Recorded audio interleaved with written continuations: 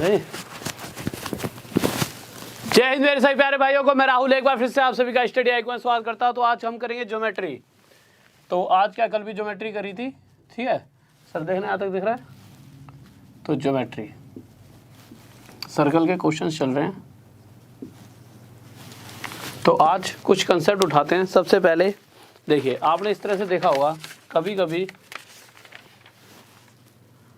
Question दे रखा होता है कि भाई दो कोड हैं, कोड एक कोड ये जा रही और एक कोड ये, और दोनों कोड आपस में एक दूसरे को काट रहे हैं। इस कोड का नाम दे दिया मैंने ए बी और इसका दे दिया सी डी, और जहाँ पर काट रही है उसे लिख दिया हमने पॉइंट पी। तो होता क्या है कि जो ये प्रॉपर्टी है, इस प्रॉपर्टी के अंदर होता क्या है, अगर A P multiply P B किया जाए तो ये हमेशा बराबर होगा किसके, सी से लेकर पी तक मल्टीप्लाई पी से लेकर डी तक, तो C P multiply P D. एक तो ये प्रॉपर्टी होती है। इसके बेस पर पहले एक क्वेश्चन करके देखते हैं, फिर उसके बाद इसी प्रॉपर्टी में जब देखेंगे कि जब ये कोड इस तरह से न जाकर बाहर जाकर एक दूसरे को फिर से पी पॉइंट में मिलेंगी, तब किस तरह से क्वेश्चन ये बनता है, ठीक है। पर पहले इस तरह से जो क्वेश्चन बनेगा वो देख लेते हैं। क्वेश्चन क्या कहेगा, बहुत ही प्यारा सा क्वेश्चन है, जल्दी से देखते हैं एक बार क्वेश्चन। इसे मिटा देता हूँ एक बार। और जब भी आप आया करो, एक बार छोटा सा काम कर दिया करो जो आजकल नहीं कर रहे हो आप, कोशिश करा करो शेयर कर दिया करो वीडियो, ज़्यादा से ज़्यादा दोस्तों के साथ शेयर कर दिया करो, क्योंकि एक तो बच्चे आईपीएल देख रहे हैं तो ज़्यादा बिजी हो गए हैं, ठीक है। बट फिर भी कोशिश करा करो, शेयर कर दिया करो, जब भी वो इन कामों से व्यस्त होके हटें तो वीडियो पर पहुंच जाएं। तो हमने क्वेश्चन देखा, क्वेश्चन ले लेते हैं। कह रहा है A B and C D are two chords of a circle. यहाँ पे लिख देता हूँ, A B and C D are two chords of a circle. यहाँ पे जीवा लिख देता हूँ, बस हिंदी में यहाँ पे क्या आ जाएगा, जीवा, कि ए बी और सी डी किसी वृत्त की दो जीवा हैं। उसके बाद आगे कह रहा है कि दोनों एक दूसरे को 90 डिग्री पर काटती हैं, which intersect each other eight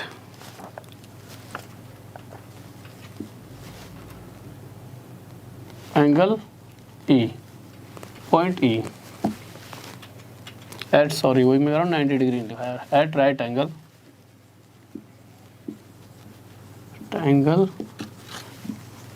eight E. और उसके बाद जो कुछ चीज़ें उसने दे रखी है क्वेश्चन में, ये दे रखा है, कह रहा है दोनों एक दूसरे को 90 डिग्री के कोण पर काटती हैं, और उस पॉइंट का नाम दे दिया हमने एंगल ई। जब फिगर बताऊंगा तो ये चीज़ों को आप ढंग से और समझ पाओगे। और साथ में उसने हमें क्या क्या दे रखा है, कह रहा है ए ई की लेंथ 6 दे रखी है, ए बी की लेंथ हमें 2 दे रखी है, और सी ई की लेंथ हमें कितनी दे रखी है उसने क्वेश्चन में, सी ई की लेंथ दे रखी है हमारे को 3, और पूछ रहा है रेडियस बताओ। क्वेश्चन के अंदर हमसे रेडियस पूछा गया, त्रिज्या पूछ गई है। अब एक बार फिगर बताता हूँ जिससे आप इस क्वेश्चन को ढंग से समझ पाओ। क्वेश्चन ये कहना चाहता है कि इस तरह से कोई सर्कल रहा होगा, ये रहा, थोड़ा बड़ा इसलिए बना दिया है कि जिससे जब मैं क्वेश्चन कराऊँ तो आपको ये समझ आ जाए, मतलब साफ साफ चीज़ें दिख जाएंगी।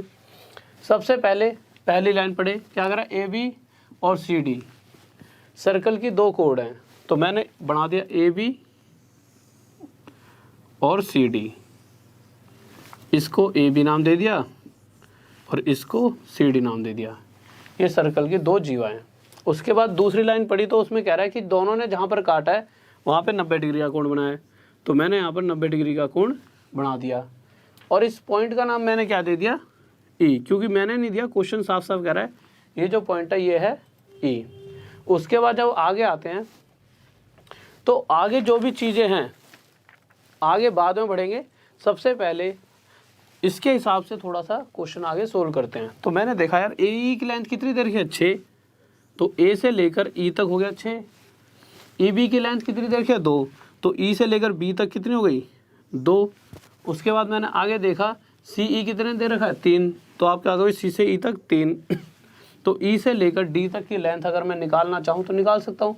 कैसे, अभी अभी मैंने देखा था, क्या देखा था कि इस तरह से अगर कोई सर्कल हो और उसके अंदर दो कोड आपस में काटेंगी, तो यहाँ से लेके यहाँ तक मल्टीप्लाई यहाँ से लेके यहाँ तक बराबर होगा, यहाँ से लेके यहाँ तक मल्टीप्लाई यहाँ से लेकर यहाँ तक।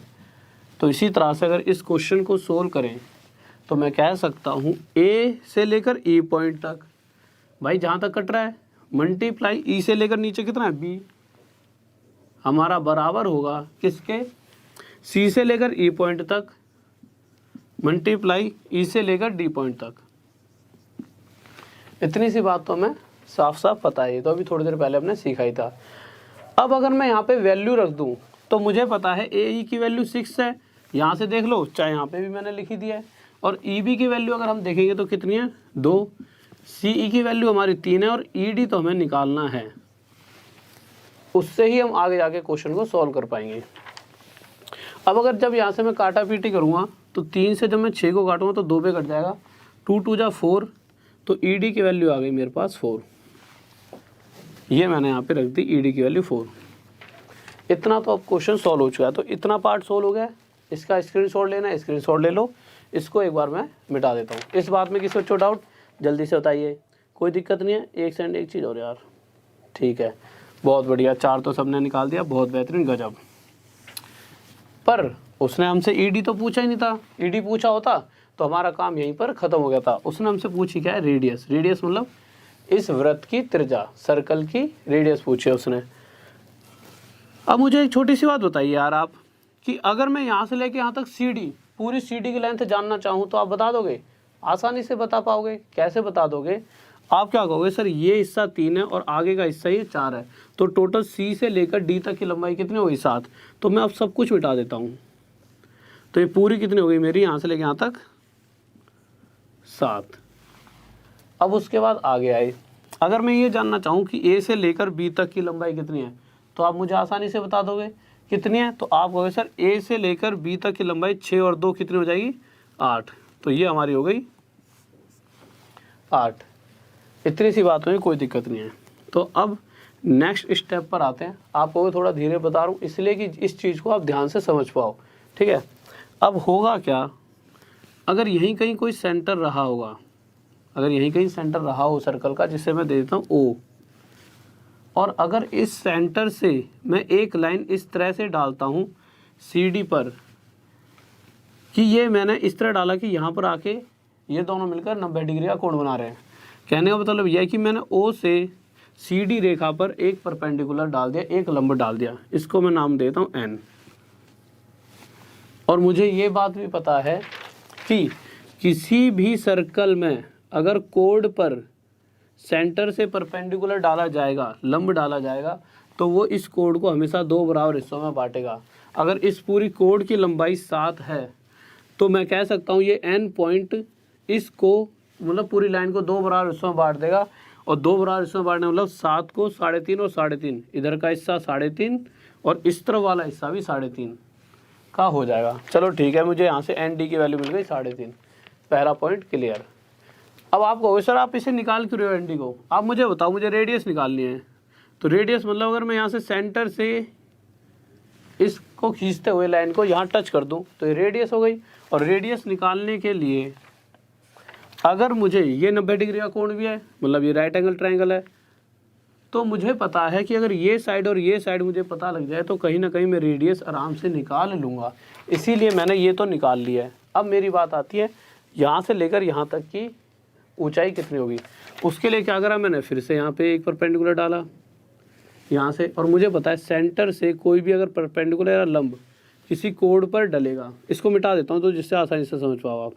अगर यहाँ पर ऐसे करके ये एक परपेंडिकुलर डला इस लाइन पर, तो क्या होगा, ये इस पूरी लाइन को 2 बराबर हिस्सों में बांट देगा। अगर ये पूरी लाइन की लेंथ कितनी है 8 सेंटीमीटर, तो ऊपर का हिस्सा 4 और नीचे का हिस्सा कितना हो जाएगा 4। और एक बात और भी आपको पता है, ये वाला पॉइंट क्या था हमारा, ई था, कि ई से लेकर बी तक की लंबाई कितनी है, ई से लेकर बी तक की लेंथ कितनी है 2। अगर इस पूरे यहाँ से इस पॉइंट को मैं देता हूँ नाम जी, जी से लेकर बी तक 4 आ गया हमारे पास, तो 4 में से नीचे वाला हिस्सा 2 है, तो ऊपर वाला बचा हुआ हिस्सा कितना होगा 2। और आपको पता है ये लाइन ऐसे जुड़ी हुई थी, अगर ये हिस्सा 2 है तो ये भी क्या होगा हमारा 2। तो यहाँ से मुझे ये भी पता लग गया ओ से लेकर एन तक की लेंथ कितनी आ गई 2। इस बात में किसी बच्चों को कोई डाउट है तो जल्दी से बताइए। ओके, बहुत बढ़िया। तो आप ये देख सकते हो कि यहाँ से लेकर यहाँ तक की ऊंचाई 2 आ गई और यहाँ से लेकर यहाँ तक की दूरी 3.5 सेंटीमीटर आ गई। 3.5 को मैं क्या ले सकता हूँ, 7 का आधा ही तो था, 7/2। अब अगर मैं ये रेडियस निकालना चाहूँ तो निकाल सकता हूँ। कैसे? क्योंकि अगर ये जो ट्राइंगल है, कौन सा ट्राइंगल, अगर मैं इस ट्राइंगल की बात करता हूँ OND, तो ये एक राइट एंगल ट्राइंगल बन रहा है और राइट एंगल ट्राइंगल में 90 डिग्री के सामने वाली साइड क्या होती है? हाइपोटेन्यूस। या आप कह सकते हो कि 90 डिग्री के सामने वाली साइड जो भी होती है उसका स्क्वायर हमेशा बराबर होता है इन दोनों साइडों के स्क्वायर के। तो 2 का स्क्वायर बराबर 7/2 का होल स्क्वायर। अब होगा क्या, r का स्क्वायर इक्वल टू आ जाएगा 4 + 7 का स्क्वायर 49/4। जब आगे सोल्व करूँगा तो ये 4 की 4 से मल्टीप्लाई हो जाएगी, तो ये मेरे पास आ जाएगा, यहीं पे सोल्व कर देता हूँ टोटल, या फिर रुक जाओ आगे लिख देता हूँ डायरेक्ट कि ये आ जाएगा मेरे पास 65/4। तो यहाँ से आपको पता लगा कि r का स्क्वायर इक्वल टू 65/4 आ रहा है।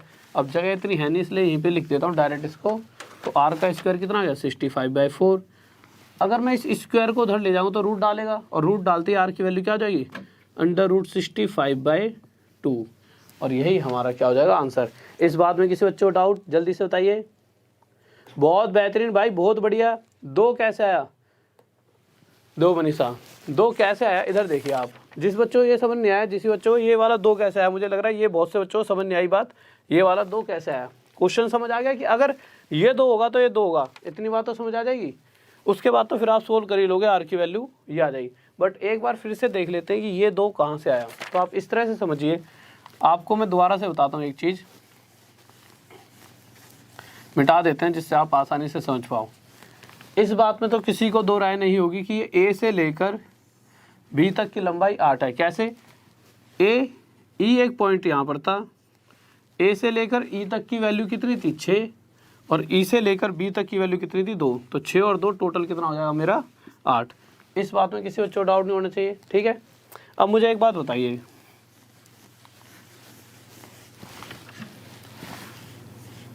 इस तरह से यहाँ सेंटर लेता मैं, वो है कि वो तो सेंटर तो फिगर है, जो फिगर के हिसाब से आप समझ नहीं पा रहे होंगे, मुझे पता है। सेंटर अगर यहाँ होता और मैं इस सेंटर से एक इस पे परपेंडिकुलर डालता, और हमने क्या सीखा है? हमने अभी तक यही सीखा है कि अगर किसी भी कोड पर सेंटर से परपेंडिकुलर या फिर लंब बोलते हैं, जैसे लंब डाला जाएगा तो ये हमेशा इसे 2 भागों में बांटेगा। और अगर ये पूरी 8 थी तो ये वाला पॉइंट है, ये वाला पॉइंट इसको मैं G मान लेता हूँ। ये G पॉइंट इस पूरी कोड को 2 भागों में बांटे, और पूरी है कितनी? 8। तो 8 में से ऊपर वाला हिस्सा 4 और नीचे वाला हिस्सा कितना हो गया? 4 का हो गया। और मुझे ये बात भी पता है कि E से लेकर, E पॉइंट यहाँ ले लेता हूँ, E से लेकर B तक की लंबाई कितनी है? 2 है। अब एक बात, अच्छा चलो छोड़ो, आप ये बताओ, ऊपर वाला हिस्सा 4 और नीचे वाला हिस्सा 4, तो अब मैं इसे मिटा दूँ अगर, तो आप क्या कहोगे कि इस पॉइंट से लेकर नीचे तक की लेंथ कितनी है? 4। ये पूरी हमारी 4 है, और इस पूरी 4 में से अगर E से लेकर B तक की दूरी, E से लेकर B तक की लेंथ 2 है, तो ऊपर का हिस्सा 2 ही तो बचेगा, इसलिए ये हमारा 2 आया था। किसी बच्चों को डाउट हो तो जल्दी से बताइए। ये 65 कैसे बना था? अगर आप, ये हमारा 4 + 49/4 था, और 4 4 जा 16, तो ये हमारे पास हो गया था 16 + 49/4, और 16 + 49 कितना होता है हमारा?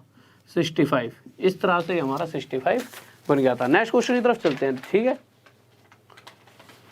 बहुत बढ़िया, नेक्स्ट क्वेश्चन देखते हैं क्या कर रहा है।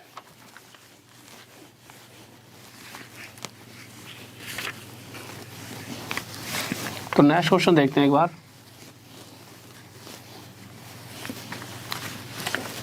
तो अगले क्वेश्चन को देखने से पहले एक प्रॉपर्टी और पढ़ लेते हैं। प्रॉपर्टी क्या है? अभी तक हमने क्या देखा था कि अगर कोई सर्कल हो और उसके अंदर 2 कोड आपस में काट रही हो, और वो कहाँ पर काट रही हो? अंदर ही काट रही हो। पर अगर इसी क्वेश्चन को और आगे बढ़ा दिया जाए, क्वेश्चन इस तरह से आता है कि अभी भी कोड 2 हैं पर उन्हें बाहर तक ले गए, मतलब अब ये सीकेंड बन गई हैं, और किसी एक पॉइंट पे जाके इन्हें मिला दिया, पॉइंट P। तो इस समय क्या होता है? A B C D हो गया P। तो होगा क्या? A से लेकर P तक की पूरी लेंथ मल्टीप्लाई B से लेकर P तक की लेंथ बराबर होगी हमेशा C से लेकर P तक की पूरी लेंथ मल्टीप्लाई डी से लेकर पी तक की लेंथ के बराबर। ठीक है, इस बात पे किसी बच्चों डाउट? कोई दिक्कत नहीं है। ओके, अब इसी के ऊपर एक क्वेश्चन ले लेते हैं छोटा सा। अगर क्वेश्चन में ये दे रखा होता इस तरह से, चलो फॉर्मूला भी लिखे रहने दो जिससे आप जल्दी कर पाओ। क्वेश्चन में दे देता कि ए पी हमारा 15 है, 15 है, डी पी हमारा 6 है, और ए बी हमारा कितना दे रखा है क्वेश्चन के हिसाब से 11। तो हमसे क्वेश्चन क्या पूछ लेता? क्वेश्चन क्या देता हमसे, क्या रह गया? सी पी रह गया। तो क्वेश्चन हमसे सी पी पूछ लेता, तो सी पी बताइए क्या होगा? तो जल्दी से बताइए सी पी क्या होगा, बताइए, निकालिए एक बार। तो देखिए, अगर वो हमसे सी पी पूछता है अगर आप इस क्वेश्चन को सॉल्व करके देखो तो होगा क्या? देखिए, अब आप एक चीज़ देखिए, हमें ए पी की लेंथ क्वेश्चन में दे रखा 15, डायरेक्ट लिखते रहो, ये फॉर्मूला डायरेक्ट। तो A P multiply B P बराबर C P multiply D P. तो ए पी कितना दे रखा है 15 मल्टीप्लाई बी पी। अब मैंने पूरा क्वेश्चन चेक करा, मुझे दूर दूर तक बी पी नहीं दिखा। अब मुझे बी पी दिखाई नहीं, अब तो ये तो दिक्कत होगी। पर मुझे एक बात पता है कि ए से लेकर पी तक की लेंथ कितनी दे रखी है? ए से लेकर पी तक की लेंथ कितनी दे रखी है? 15। तो ये तो मेरा है 15, और मुझे ये भी पता है कि ए से बी तक की लेंथ कितनी है? 11। अगर यहाँ से लेकर यहाँ तक की लेंथ 11 है, और टोटल यहाँ से लेकर यहाँ तक कितना है? 15। अगर 15 में से मैं 11, मतलब भाई पूरी लाइन 15, उसमें से यहाँ तक का हिस्सा 11, तो बचा हुआ हिस्सा कितना होगा? 4। तो बी से लेकर पी तक की लेंथ कितनी आ गई? 4। तो बी पी की वैल्यू यहाँ से आ गई 4। आगे आए सी पी, ये तो पूछा है, और डी पी की वैल्यू हमें दे रखी है 6। जब काटा पीटी करेंगे तो यार 15 चौके 60 होता है, बराबर सी पी मल्टीप्लाई 6 से 10 पे जाएगा। तो सी पी की वैल्यू कितनी आ जाएगी हमारे पास? 10। और ये हमारा क्या आ गया? आंसर। चलो, ये तो थोड़ा आसान सा क्वेश्चन था, इसमें एक लेवल अप कर देते हैं। ठीक है, इसको थोड़ा सा और मुश्किल करके देख लेते हैं। इसको मिटा दूँ एक बार, किसी बच्चे को डाउट तो नहीं है? एक बार देख लेता हूँ डाउट वगैरह। किसी आंसर तो सबके आगे, डाउट तो किसी को नहीं है। अगला क्वेश्चन देखते हैं। चलो, अगर इसी क्वेश्चन के अंदर वो आपको ऐसे क्वेश्चन देता, कैसे देता? वो कह देता सर्कल है, ठीक है, और कह देगा कि सी ऐसे लाइन गई, ऐसे ज़्यादा वैसे ही चले गई। यार एक सेकंड रुक जाओ तुम। इस तरह से दे देगा, ये सेंटर है, ऐसे एक लाइन सेंटर से गई, और ऐसे एक लाइन यहाँ से गई। एक लाइन सेंटर से जा रही है, और इस सेंटर को दे दिया हमने ओ, इसको ले लिया सी, इसको ले लिया बी, और इसको ले लिया ए। और वो हमसे क्या पूछेगा? हमसे वो पूछ लेगा, उसने हमसे दे रखा है B C equals to 7, A B equals to 9, और ए ओ इक्वस टू उसने हमें 13 दे रखा है। ठीक है, अब पूछा गया उसने अगर लेना है, रेडियस पूछिए, रेडियस ऑफ सर्कल यहाँ पे लिख देते हैं। O is the centre point, O is the centre, और फाइंड रेडियस। बताओ भाई क्या होगी रेडियस? जल्दी से बताइए क्या होगी। तो रेडियस बताइए। हाँ भाई, सुख सागर जी, नींद आ रही है? तो भाई अब ये है कि अब ज्योमेट्री पढ़ रहे हैं तो शायद आ जाए नींद, वैसे नींद आनी चाहिए। अब तुम यूँ कहोगे सर जी यहाँ पर तुम डांस करके दिखाओ हमें जगाने के लिए, तो यार डांस वांस तो नहीं होगा यहाँ पे तुम्हारे लिए। हाँ, कभी वैसे मिलेंगे तो ज़रूर तुम जॉब जो लगा लोगे, तो तुम्हारी खुशी में, जॉब की खुशी में, मनोरंजन के लिए ज़रूर डांस करेंगे। पर ऐसे तुम्हें जगाऊँ यहाँ पर मैं, यहाँ पर तुम्हारे लिए वो डुग डुगी वाला डांस, ऐसा तो हो नहीं सकता। नहीं, तो चलो क्वेश्चन पर आते हैं। क्वेश्चन क्या कह रहा है? तो क्वेश्चन जब हमने देखा तो क्वेश्चन में हमें पूछा गया रेडियस बताइए। अब हमें रेडियस तो पता ही नहीं है, तो रेडियस आपको पता है सेंटर से, अगर मैं इस तरह से इसको और बढ़ा दूं, ऐसे बढ़ा दी, तो सेंटर से जैसे ही एक लाइन निकलते निकलते ऐसी सर्कल को टच हुई, इस पॉइंट को देता हूँ मैं नाम ई, और अब ओ ई हमारी बन गई रेडियस। और इसी तरह से अगर इस पॉइंट को नाम मैं दे दूँ क्या? एन, तो आप कहोगे ओ एन भी तो रेडियस है, भाई सेंटर से कोई भी लाइन निकल के सर्कल को टच हो जाएगी, वही रेडियस बन जाएगी। तो ये वाली लाइन क्या होगी हमारी, ये भी रेडियस हो गई। अब मुझे एक बात बताइए आप, मुझे एक फॉर्मूला पता है, क्या फॉर्मूला है, सी से लेकर ए तक की पूरी लेंथ मल्टीप्लाई, थोड़ा सा इस तरफ लिख लेते हैं, इसको यहाँ लिख लेते हैं, बी से हमारा 7 है, ठीक है, ए भी हमारा 9 है, ए वो हमारा 13 है, और हमसे पूछा है रेडियस, ठीक है। यहाँ लिख लेते हैं, क्या दे रहा है, सी ए मल्टीप्लाई, लो हमेशा याद क्या रखना है, यहाँ से लेके यहाँ तक पूरी, फिर जो भी हिस्सा बाहर वाला बचा है उसका मल्टीप्लाई, बराबर होगा पूरी लेंथ ई से लेकर ए तक की, ठीक है, मल्टीप्लाई।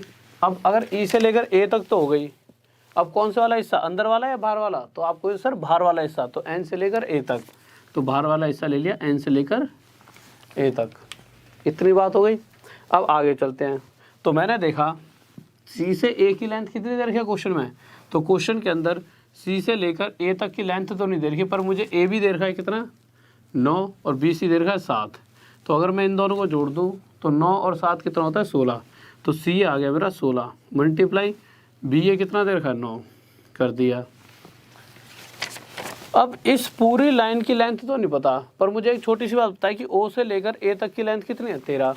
अगर ये यहाँ से लेकर यहाँ तक 13 है तो आप साफ साफ देख सकते हो कि इतना हिस्सा 13 और आगे का हिस्सा रेडियस है, तो 13 प्लस आर हो जाएगी हमारी ई ए, 13 प्लस आर।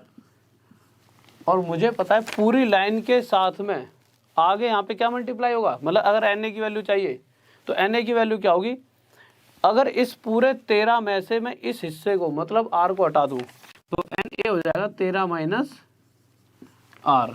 बस अब मल्टीप्लाई कर दो, आप करोगे तो भाई ये इन दोनों को मल्टीप्लाई 144, इन दोनों को सोल्व करोगे तो आपने एक फॉर्मूला सुना होगा ए प्लस बी और ए माइनस बी का, ये वाला फॉर्मूला आप सभी ने बहुत बार सुना होगा। और होता क्या, ए प्लस बी मल्टीप्लाई ए माइनस बी, आप अभी तक बता चुके होंगे ए स्क्वायर माइनस बी स्क्वायर।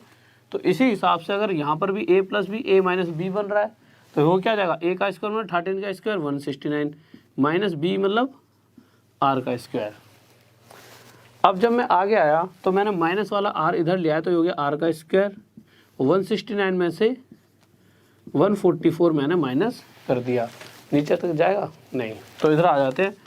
तो जब आर का स्क्वायर बराबर आ जाएगा 169 में से जब 144 में घटाऊंगा तो कितना आ जाएगा 25, तो यहाँ से आर की वैल्यू आ जाएगी मेरे पास 5, और यही मेरा क्या हो जाएगा आर का आंसर। इस बात में किसी बच्चों को डाउट जल्दी से बताइए। बहुत बढ़िया भाई, बहुत बढ़िया, शाबाश।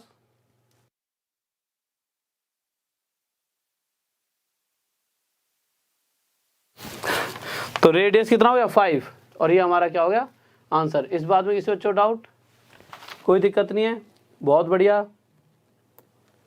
अच्छा बहुत बढ़िया भाई, बहुत बढ़िया, शाबाश, सही कह रहा है भाई अर्पित पाल, ठीक है। अच्छा अगला क्वेश्चन, अगला टैब लेते हैं, ठीक है। इसमें तो इसको एक बार मिटा देते हैं।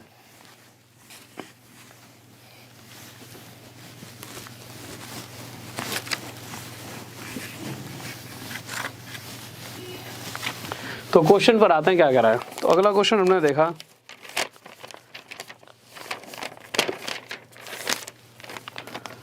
इसी तरह से एक प्रॉपर्टी ये भी होती है कि अगर एक कोड ऐसे बाहर निकल जाए, मतलब सीकेंड क्या दी से, एक सीकेंड दे रखी है हमारे को, ठीक है, और ये इस बार टच किससे हो रही है, एक बार टेंजेंट से टच हो रही है, किस पॉइंट पर, पी पर, तो हमेशा ए बी और इसको पॉइंट को दे देते हैं टी नाम। तो होता क्या है, ए से लेकर पी तक की पूरी लेंथ, हर बार ये लेंगे ए से लेकर पी तक की, और अगर इसी तरह से लेते आ रहे हैं तो अंदर वाला हिस्सा मल्टीप्लाई करूँ या बाहर वाला, तो आपको सर जी बाहर वाला बी से लेकर पी तक का मल्टीप्लाई बी से लेकर पी तक बराबर होगा हमेशा पी से लेकर टी के स्क्वायर के, पी टी का स्क्वायर। अगर इसी के बेस पर एक मैं क्वेश्चन दे देता हूँ आपको, दो क्वेश्चन ले लो। तो क्वेश्चन कह रहा है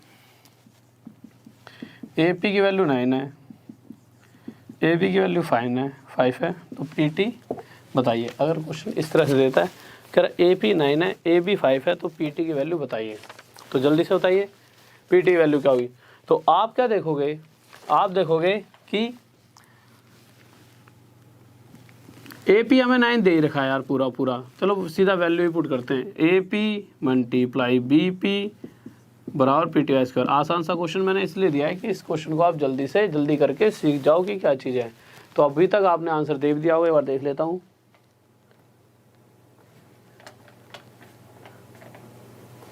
हाँ भाई सही कह रहा है यार, एक लड़का IPL ने तो बहुत ज़्यादा मेरे घटा दिया यार। कहाँ तो रोज़ 1500 लाए जा रहे थे, हैं सबके सब IPL देख रहे हो, गजब कर रखा है तुम सब ने। तो AP की लाइन कितनी देर की है 9, BP की कितनी देर की है। तो भाई अगर ये पूरी हमारे पास 9 है, सबसे पहले एक बात देखना कि AP के साथ BP मल्टीप्लाई हुआ। आप देखोगे यहाँ तो कहीं BP दिख नहीं रहा दूर दूर तक, तो आप वही कन्फ्यूज़। पर आप एक चीज़ देखो कि पूरी तो 9 है, पर इस पूरे 9 में से जो इधर का AB जो हिस्सा दे रखा है कितना 5, अगर इस पूरी 9 में से ये वाला हिस्सा 5 है तो ये बचा कुछ हिस्सा कितना होगा, ये हिस्सा होगा 4। तो ये हो जाएगा हमारा BP 4 बराबर PT²। तो 9 4 जा 36 बराबर PT²। और यहाँ से PT की वैल्यू आ जाएगी कितनी 6। तो ये आ जाएगा हमारा PT = 6। और ये हमारा क्या आ गया आंसर। किसी बच्चों डाउट जल्दी से बताइए। और बहुत बढ़िया तरीके से सभी बच्चे तैयारी कर रहे हैं, आंसर भी दे रहे हैं। और कुछ बच्चे कहते हैं सर जी सिर्फ अर्थमेटिक कराते रहो। तो भाई अगर आप सब ने हाल फिलहाल के पेपर नहीं देखे तो आप दोबारा से पेपर देख लो। अर्थमेटिक पढ़कर अगर आप गए तो सिर्फ मतलब आप पास होना बहुत बड़ी बात है आपके लिए। दोनों ही चीज़ों पे जब कमांड होगी, और कहीं ना कहीं एडवांस अपने आप में बहुत बड़ी चीज़ है आपको किसी बच्चे से आगे निकालने के लिए। तो एडवांस तो पढ़नी पड़ेगी, इसके बिना कुछ भी नहीं है। तो कोशिश करा करो भाई, अर्थमेटिक में जितने आते हो उतने एडवांस में भी आया करो। क्योंकि चलो 5 6 7 दिन अगर आपको लगेगा तकलीफ सी होगी, ठीक है, मन मत चलेगा, ठीक है, बट फिर भी कुछ दिनों बाद ये आपको समझ आ जाएगी। और जिसको एक बार ये समझ आ गई वो इसमें ज़्यादा नंबर ले आएगा बजाय अर्थमेटिक के। और ये थोड़ा सा ज्योमेट्री में हाँ थोड़ा सा कंसेप्ट समझने तो पड़ते हैं, बट जैसे जैसे आगे हम ट्रिग्नोमेट्री वगैरह पे जाएंगे, अलजेब्रा वगैरह पे, वहाँ तो वैल्यू पुटिंग वाला सिस्टम होगा, उससे हम जल्दी से उन चीज़ों को सीख पाएंगे। तो आज की क्लास को मैं यहीं पर समाप्त करता हूँ। और आप सभी एक क्लास चल रही है हमारी क्वेश्चन ऑफ द डे, इसे ज़रूर देखा करें। क्वेश्चन ऑफ द डे कल से शायद ये सुबह ना आकर, शायद शाम को 7 या 8 बजे के करीब आया करेगी, ठीक है। तो कल से शाम को 7 या 8 बजे करीब आया करेगी। और आप सभी को यही अलविदा कहूँगा। देखिए आराम से थोड़ी देर IPL भी देख लो, पर हाँ गलत चीज़ें मत पढ़ना। सट्टा वट्टा अगर कोई लगाता हो तो वैसे मेरे बोलने से तो तुम मानोगे नहीं, अगर कोई करता हो तो, जो नहीं करता उसको कितना ही बोल लो वो कभी करेगा ही नहीं, क्योंकि गलत और सही तो इस दुनिया में कुछ है ही नहीं, ठीक है। अगर मैं अपनी राय दूँ कि भाई वो गलत है, गलत और सही कुछ नहीं है, वो तो बस वक्त है, सिर्फ वही गलत होता है और तो कुछ भी गलत होता ही नहीं, और तो सब कुछ सही है इस दुनिया में। तो बस आज की क्लास यहीं पे ख़त्म करना चाहिए। उससे पहले जो भी नया विद्यार्थी एक बार प्यारा सा जय हिंद जय भारत का कमेंट कर दे और साथ में चैनल को सब्सक्राइब कर ले, ठीक है। तो ओके स्टूडेंट्स, तो मिलते हैं फिर से कल। जय हिंद जय भारत, लव यू सभी को।